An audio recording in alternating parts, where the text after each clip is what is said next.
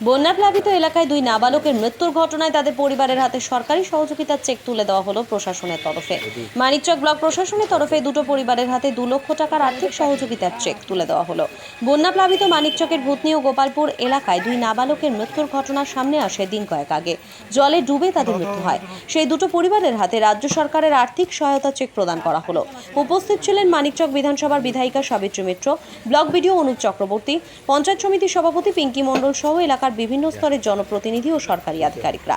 2 লক্ষ টাকা করে আর্থিক সহায়তার চেক তুলে দেওয়ার পাশাপাশি ব্লক প্রশাসনের তরফে আরও বিভিন্ন সামগ্রী তুলে দেওয়া হয় এদিন।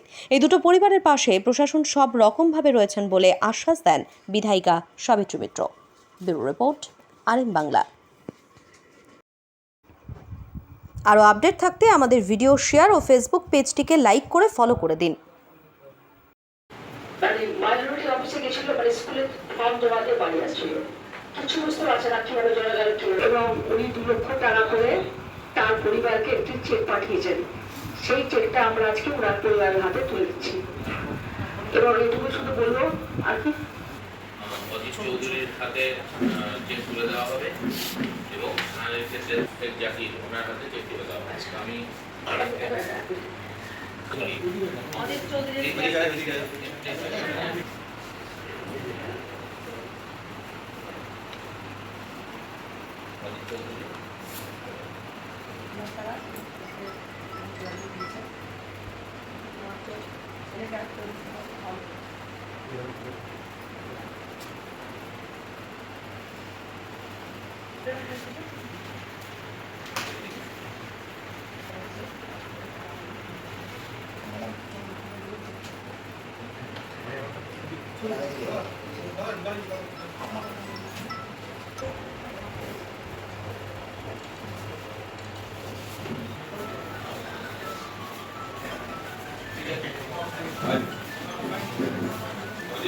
জানেন যে আমাদের এখানে বন্যার প্রায় আজকে 22-23 দিন হলো, প্রচুর জল ঢুকে যায় প্রতি তার থেকে বন্যা।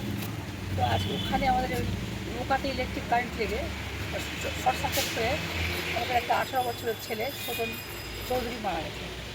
এবং আমাদের গোপালপুরে একটি 12 বছরের বাচ্চা কেমন করে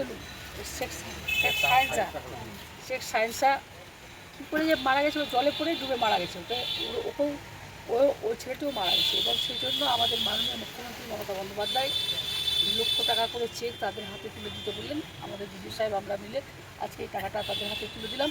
এবং যেগুলো আমাদের সামগ্রিক কিটস আছে, যা যা খাবার দাবার, যা যা চাল ডাল, সেগুলো আমরা দিদি সাহেব তুলে দিলাম।